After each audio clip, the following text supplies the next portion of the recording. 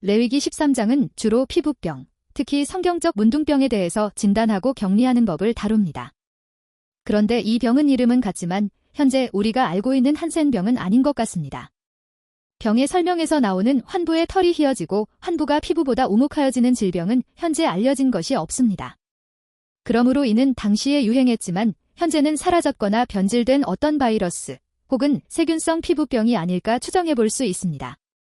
또한 이 질병에 대해서 당시의 의사에게 가지 않고 제사장에게 가도록 한 것은 그 당시 의사는 전염병 환자를 격리할 권한 같은 것이 없고 이런 격리 권한은 제사장만이 행사하던 시대였기 때문이 아닐까 합니다. 공동체 전체에 확산되어 영향을 미칠 가능성이 있는 전염성 질환들은 제사장이 진단하고 격리하도록 하신 것이라 볼 수 있겠습니다. 이렇게 본다면 이 장의 성경 구절들이 이해가 더 잘 될 것 같습니다. 레위기 13장 1절부터 8절까지는 당시 문둥병이라고 번역된, 즉 어떤 특정 피부 전염병이 의심되면 이것이 그 병인지 아닌지를 제사장이 판별하는 과정을 설명합니다. 제사장은 환부를 주에 깊게 관찰하고 필요하면 일주일 간격으로 경과를 관찰하여 정결 여부를 결정합니다. 이를 제사장의 영적인 역할과 비교하면 신앙인은 죄의 징후를 가볍게 넘기지 말고 주에 깊게 살펴야 한다는 의미라고 할 수 있습니다. 초기에는 단순해 보이는 증상이라도 시간이 지나면서 부정함이 드러날 수 있으니 신중하게 판단하라는 것입니다. 그런데 하나님께서는 발진 같은 것이 피부 전체로 퍼지면 이때는 오히려 정결하다고 판정하게 하십니다. 이는 아마도 피부병이 크게 진행하여 전신으로 퍼졌으면 이후에 저절로 수그러드는 질병이 아니었을까 합니다. 질병이 전신으로 퍼지는 중에는 사람들이 사망하거나 큰 고통을 겪을 수 있지만 피부 발진이 전신으로 퍼진 시점까지 무사하다면 드디어 인체가 면역을 획득한 시점으로서 더 이상은 전염성도 위험성도 사라지는 질병이 아니었을까 추정됩니다. 부스럼, 화상 등 상처에 발생한 발진도 동일한 절차로 판별하게 하신 것은 당시 전염성 피부 질환이 상처받은 곳을 통해서 더 쉽게 전염되는 질병이 아니었을까 합니다. 머리나 수염 부위에 생긴 질환도 제사장이 판별하게 합니다. 한글 성경은 이를 옴이라고 번역하였지만 머리가 빠진 곳에 붉거나 희게 변한 부스럼이라고도 표현한 것을 보면 이는 곰팡이 감염병이 아닐까 합니다. 제사장에게 나병 판정을 받은 사람은 옷을 찢고 머리를 풀어 헤치며 부정하다, 부정하다 외치며 살아야 했습니다. 그리고 진영 밖, 공동체로부터 분리되어 살아야 했습니다.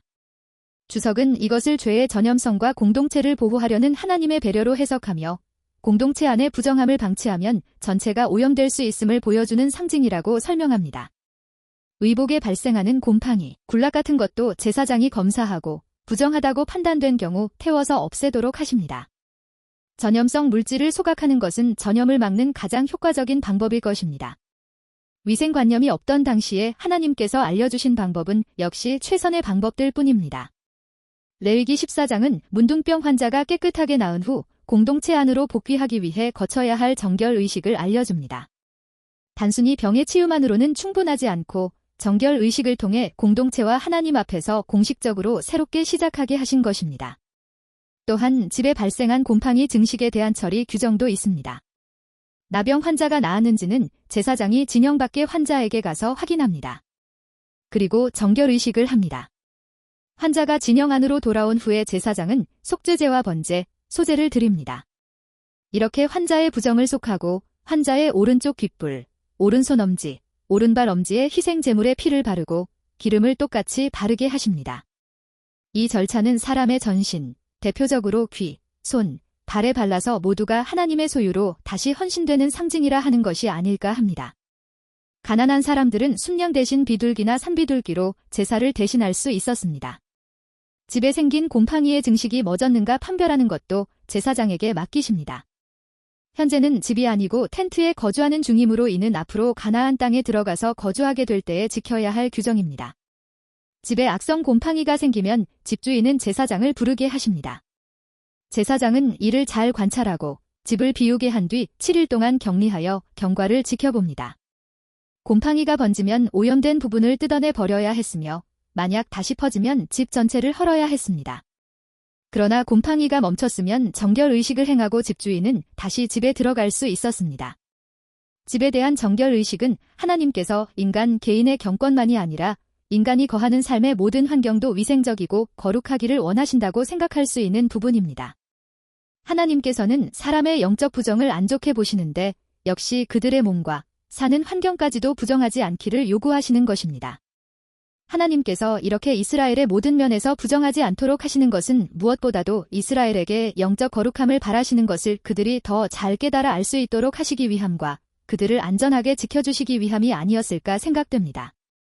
레위기 15장은 사람의 몸에서 나오는 생리적 분비물과 그로 인한 부정에 대해 알려주고 있습니다. 여기서 언급된 유출병은 아마도 감염증으로 인해 고름, 분비물이 흐르는 모든 질환으로서 당시 비위생적 환경에서 매우 흔했고 이 분비물이 전염병을 유발할 수 있으니 이를 경계하게 하신 것이라 여겨집니다. 또한 당시에 흔히 유행하던 이질, 콜레라 등의 설사병도 여기에 해당될 수 있을 것입니다. 그들이 앉은 자리, 침대, 만진 물건 등을 모두 부정하게 취급한 조항은 전염성 질환을 막기 위해서 매우 정확한 기록이라 할 수 있습니다. 설사병 환자가 앉거나 손을 짚은 곳은 다 바이러스가 묻기 때문입니다. 하나님은 바이러스를 허락하신 분이시고 그들의 전염 경로를 아시는 분이므로 그의 백성에게는 이를 막을 방법을 알려주시는 것입니다. 유출이 멈춘 후 제사장은 속죄제와 번제를 드려서 정결하다는 선언을 할 수 있었습니다. 레위기 15장의 모든 유출 규례는 오늘날로 치면 공공보건 지침 역할을 했다고 볼 수 있는 것입니다. 그러나 오늘날에는 우리나라의 피부병이나 고름 나오는 병 중에 전염성인 경우는 거의 없습니다. 그러므로 이 말씀을 배운 후 피부병 환자들에 대해 꺼리고 기피하는 마음을 가질 필요는 없습니다. 단, 설사병의 경우는 가까이 할 경우 병이 옮을 가능성은 매우 높습니다. 설사병 환자는 특히 손을 잘 씻어서 남에게 바이러스를 퍼뜨리지 않도록 주의해야 할 것입니다. 영적 타락과 육체의 전염병은 둘 다 강한 전염성을 가지고 있으며 공동체를 무너뜨리고 해를 끼친다는 점에서 공통점이 있습니다. 여러 전염병들을 제사장이 진단하고 차단하도록 하신 것은 1차적으로 공동체의 안전을 위한 조치였을 것입니다. 제사장들은 특정한 질환의 진단법에 대해 하나님께로부터 잘 배웠으므로 이 부분에 있어서 많은 의사들보다 더 정확하게 진단할 수 있었을 것입니다. 이렇게 하나님께서는 제사장이 단순히 영적인 지도자에 그치지 않고 공동체의 보호자 역할도 수행하게 하신 것입니다. 공동체 안으로 퍼질 수 있는 우상 숭배 같은 영적 부정도 막아내지만 이와 비슷한 상징적 의미를 가지는 전염성 피부병이나 일부 전염병들을 제사장들이 모두 차단하게 하심으로써 하나님은 제사장을 영적인 죄와 육신의 부정함과 영육의 죽음에 대한 통합전사로 쓰신 것입니다. 이스라엘 민족은 이렇게 형성된 규례와 관습 속에서 자신도 모르는 사이에 예방의학을 제대로 실천하게 된 것입니다. 이후에도 하나님께서는 식사 전에 반드시 손을 씻도록 명령하시고 시체를 접촉하지 못하게 하시는 등 전염병의 확산을 막을 많은 방법들을 알려주십니다. 당시에 빵은 손으로 뜯어서 입으로 넣고 수프는 수저로 떠 먹는 식사가 일반적이었습니다. 이렇게 손을 씻지 않고 식사를 하면 결국 손에 묻은 세균이나 바이러스가 입으로 들어가 감염병이 쉽게 퍼질 수 있습니다. 한 예로 중세 유럽에서는 이러한 위생관념이 없어 흑사병 등으로 많은 사람이 희생되었지만 유대인들은 손을 씻지 않으면 음식을 먹지 않는다는 엄격한 규례 덕분에 대부분 전염병에 걸리지 않았습니다. 하나님께서는 남성의 사정과 부부간의 정상적인 성관계 후에도 둘 다 씻게 하십니다. 이는 물론 사람들이 분비물을 몸에 묻히고 나아오는 것을 하나님께서 싫어하시는 면도 있지만 혹시라도 성병이 있는 사람이 손을 씻지 않고 이웃을 만나서 병을 퍼뜨릴 가능성도 막는 것입니다.